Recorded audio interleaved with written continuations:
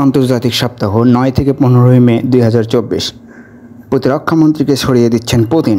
প্রতিরক্ষামন্ত্রী সের্গেই শোইগুকে মন্ত্রী পদ থেকে সরিয়ে দিয়ে নিরাপত্তা পরিষদের সচিবের দায়িত্ব দেওয়ার প্রস্তাব করেছেন রাশিয়ার প্রেসিডেন্ট ভ্লাদিমির পুতিন।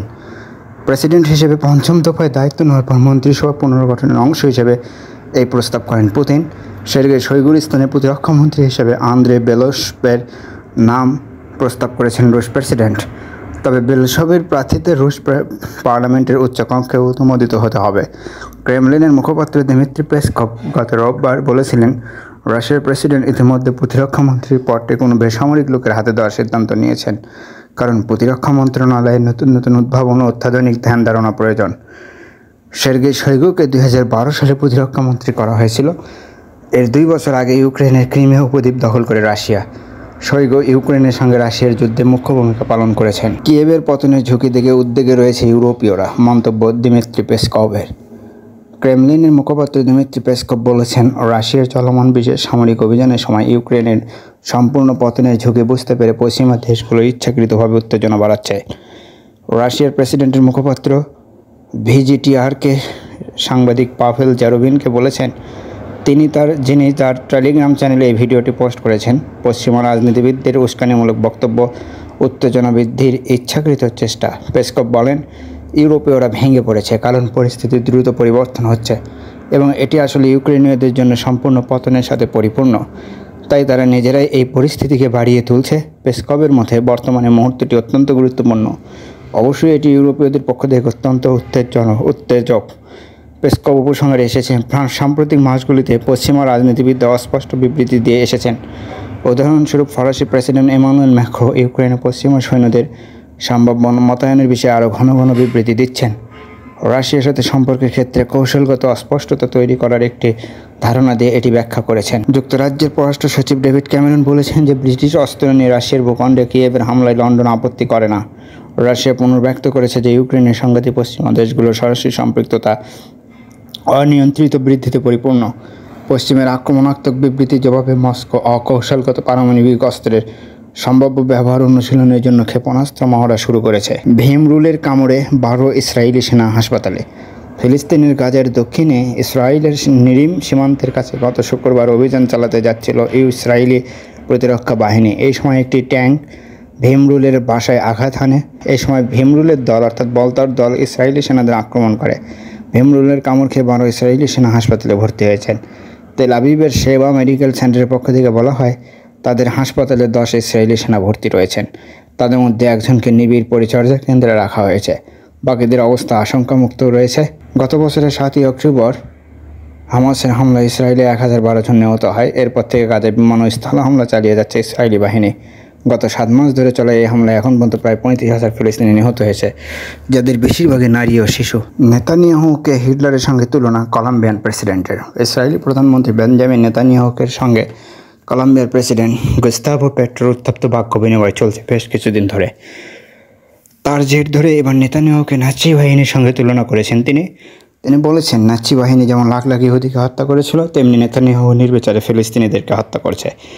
সামাজিক যোগাযোগ মাধ্যম টুইটারে পেট্রো লিখেছেন, জনাব নেতানিয়াহু, আপনি ইতিহাসে গণহত্যাকারী হিসেবে বিবেচিত হবেন। হাজার হাজার নিরপরাধ শিশু, নারী ও বৃদ্ধদের ওপর বোমা ফেলা আপনাকে নায়ক বানায় না। একই পোস্টে তিনি আরও লেখেন, যারা ইউরোপে লক্ষ লক্ষ ইহুদিকে হত্যা করেছে তাদের সাথে আপনার নামও থাকবে।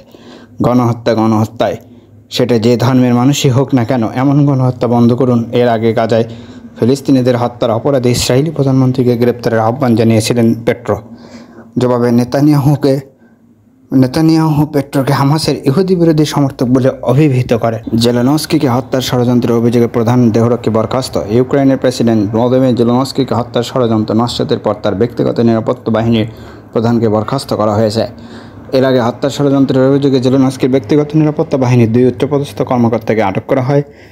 প্রতিবেদনে বলা হয়, 2019 সাল থেকে প্রেসিডেন্টের নিরাপত্তা বাহিনী স্টেট গার্ড অ্যাডমিনিস্ট্রেশনের প্রধান ছিলেন সেরহি রুদ। তবে ঠিক কী কারণে তাকে বহিষ্কার করা হয়েছে তা জানা যায়নি, এমনকি এই পদে কাকে নিয়োজিত হচ্ছে তাও জানা যায়নি। বিবিসির এক প্রতিবেদনে বলা হয়, স্টেট গার্ড অ্যাডমিনিস্ট্রেশন ইউডি ওর প্রেসিডেন্টের নিরাপত্তার পাশাপাশি দেশটির গুরুত্বপূর্ণ ব্যক্তি ও তাদের পরিবারের সদস্যদের নিরাপত্তায় দায়িত্ব পালন করে। রুশ গোয়েন্দাদের সঙ্গে যোগাযোগের কারো অভিযোগে এই বাহিনীর 2 উচ্চপদস্থ কর্মকর্তাকে আটক করা হয়। তবে জেলেনস্কির ব্যক্তিগত দেহরক্ষী 47 বছর বয়সী সেরহি রুট তাদের সঙ্গে জড়িত রয়েছেন এমন কোনো প্রমাণ পাওয়া যায়নি। মার্কিন যুদ্ধজাহাজকে তাড়িয়ে দিল চীন। যুক্তরাষ্ট্রের হেলসি গাইডেড মিসাইল ডেস্ট্রয়ার গত শুক্রবার চীনা সরকারের অনুমোদন ছাড়াই অবৈধভাবে চীনের সিসা দ্বীপপুঞ্জের পানি সীমায় প্রবেশ করে। এই সময় চীনা গণমুক্তি ফৌজে সেটিকে সতর্ক করার পর তাড়িয়ে দেয়। চীনের সামরিক মুখপাত্র থিয়ান লুস চুংলি এক প্রেস ব্রিফিংয়ে এই তথ্য জানান। তিনি বলেন, যুক্তরাষ্ট্রের আচরণ চীনের সার্বভৌমত্ব ও নিরাপত্তা লঙ্ঘন করেছে। যুক্তরাষ্ট্র দক্ষিণ চীন সাগরে নিরাপত্তার ঝুঁকি সৃষ্টিকারী দেশ এবং এতদ অঞ্চলের শান্তি ও স্থিতিশীলতার প্রতি সবচেয়ে বড় হুমকি। চীন উচ্চ পর্যায়ে সতর্কতা বজায় রাখবে, দৃঢ়ভাবে জাতীয় সার্বভৌমত্ব রক্ষা করবে এবং দক্ষিণ চীন সাগরে শান্তি ও স্থিতিশীলতা রক্ষা করবে। অপর এক খবরে বলা হয়, প্রেসিডেন্ট শির এবারের সফরকে ঐতিহাসিক হিসেবে বর্ণনা করেছেন হাঙ্গেরির প্রধানমন্ত্রী ভিক্টর অরবান। হাঙ্গেরির স্থানীয় সময় গত বৃহস্পতিবার সিএমজিকে দেওয়া এক সাক্ষাৎকারে বলেন, কেন এই সফরকে ঐতিহাসিক বলা হচ্ছে? উত্তর হলো, প্রেসিডেন্ট শি জিনপিংয়ের এবারের হাঙ্গেরির সফর ফলপ্রসূ হয়েছে। কিছু আরব দেশ পুরুষত্বহীন। মধ্যপ্রাচ্যের মুসলিম সংখ্যাগরিষ্ঠ দেশ ফিলিস্তিনের গাজা উপত্যকায় গত 7 মাস ধরে বর্বরতা চালাচ্ছে দখলদার ইসরায়েল। তাদের বর্বরতার শিকার হচ্ছে পশ্চিম তীরের ফিলিস্তিনিরাও। তবে নিরীহ ফিলিস্তিনিদের ওপর ইহুদিবাদী ইসরায়েল নির্বিচারে হামলা চালালো মধ্যপ্রাচ্যের মুসলিম দেশগুলো অনেকটা নির্বাক। ইসরায়েলি আগ্রাসন ঠেকাতে তাদের মাঝে খুব বেশি তৎপরতা দেখা যাচ্ছে না। তুরস্কের ইস্তাম্বুলের জাইম বিশ্ববিদ্যালয়ের ইসলাম ও আন্তর্জাতিক সম্পর্ক বিষয়ক কেন্দ্রের পরিচালক সামি আল আরিয়ান সংবাদ মাধ্যম আল জাজিরাকে বলেছেন, আরব দেশগুলো শুধু চুপ করে আছে তাই নয়, কিছু আরব দেশ ইসরায়েলের এসব অপরাধের সঙ্গেও জড়িত। তিনি মন্তব্য করেছেন, মধ্যপ্রাচ্যের কিছু আরব দেশ পুরুষত্বহীন। তিনি বলেন, বলতে গেলে কিছু আরব দেশ এই অপরাধের সঙ্গে জড়িত, আর কিছু দেশ পুরুষত্বহীন। কিন্তু আমাদের মনে রাখতে হবে, তারা চাইলে অনেক বড় ভূমিকা রাখতে পারত। তাদের অনেক কিছুই করার আছে। যুক্তরাষ্ট্রে এসব দেশের অনেক বড় বিনিয়োগ রয়েছে। এছাড়া এসব দেশে যুক্তরাষ্ট্রের সামরিক ঘাঁটি রয়েছে। আরব দেশগুলো ডলারে তেল বিক্রি করায় বিশ্বব্যাপী ডলার রিজার্ভ মুদ্রায় পরিণত হয়েছে। তিনি আরও বলেছেন, আরব দেশগুলো চাইলে অনেক কিছু করতে পারে। তারা তাদের রাষ্ট্রদূতদের প্রত্যাহার করে নিয়ে আসতে পারে, কিন্তু দুর্ভাগ্যবশত আরব রাজনীতিবিদদের মধ্যে এ ধরনের কোনো ইচ্ছা নেই। বিশ্ববিদ্যালয়ের এই প্রফেসর আরবদের কর্মকাণ্ডকে লজ্জাজনক হিসেবে অভিহিত করেছেন। তিনি জানিয়েছেন, দক্ষিণ আফ্রিকায় যখন বর্ণ বৈষম্য চলছিল তখন বিশ্বের বিভিন্ন দেশ তাদের উপর নিষেধাজ্ঞা দিয়েছিল, বাণিজ্য বন্ধ করে দিয়েছিল, এমনকি জাতিসংঘ তাদের সদস্যপদ রহিত করেছিল। চাইলেও ইসরায়েলকেও এইভাবে শাস্তি দেওয়া যায় বলে জানিয়েছেন তিনি। ক্যান্সার আক্রান্ত কেটের সাক্ষাৎ চান হ্যারি, কাছে ঘেঁচতে দেবেন না উইলিয়াম। একটা সময় খুব বন্ধুত্ব ছিল দেবর ভাবির। সময়ের সঙ্গে সঙ্গে নানা ঘটনায় দুজনের দূরত্ব বেড়েছে, কিন্তু ভাবি মারণ রোগে আক্রান্ত হওয়ার খবর পেয়ে বিচলিত হয়ে পড়েছেন দেওর। কঠিন এক সময় ভাবির পাশে দাঁড়াতে চাইছেন, কিন্তু ভাইকে নিজের স্ত্রীর ধারে পাশে ঘেঁচতে দেবেন না বলে প্রতিজ্ঞা করেছেন বড় ভাই। ঠিক এই ঘটনাটি ঘটেছে ব্রিটিশ রাজপরিবারের অন্দরে। সূত্রের খবর, হ্যারির সঙ্গে স্ত্রী কেটের দেখা হোক সেটা মোটেই চাইছেন না রাজকুমার উইলিয়াম। রাজপরিবারকে নিয়ে লেখা দ্য কিং বইয়ের লেখক ক্রিস্টোফার অ্যান্ডারসনের কথায়, হ্যারি আর কেট একসময় খুব ভালো ঘনিষ্ঠ ছিলেন, খুব বন্ধুত্ব ছিল দুজনে। তবে কেটের ক্যান্সার হওয়ার খবর হ্যারি জানতেন না। আর 5 জন সাধারণ মানুষের মতোই রাজবধূর অসুস্থতার খবর আসে হ্যারির কাছে। খবর পেয়ে হ্যারি অত্যন্ত ব্যথিত হয়েছেন বলে মত অ্যান্ডারসনের। যাবতীয় পারিবারিক দূরত্ব মিটিয়ে কেটের সঙ্গে দেখা করতে চেয়েছেন তিনি, কিন্তু সেই সম্ভাবনা খুবই ক্ষীণ, কারণ রাজকুমার উইলিয়াম মোটেই চান না এই কঠিন সময় হ্যারির সঙ্গে কেটের সাক্ষাৎ হোক। ফলে চেষ্টা করলেও পুরনো সম্পর্ক হয়তো জোড়া লাগাতে পারবেন না হ্যারি। কেবল কেট নয়, গোটা রাজপরিবারের সমস্ত বিপদ বলে হ্যারির সঙ্গে আর সম্পর্ক রাখতে রাজি নয়। জেলেনস্কিকে হত্যার ষড়যন্ত্রে জড়িত ইউক্রেনের 2 কর্নেল। যুদ্ধের মাঝে ইউক্রেনের প্রেসিডেন্ট ভলোদিমির জেলেনস্কিকে হত্যা করার পরিকল্পনা করেছে রাশিয়া।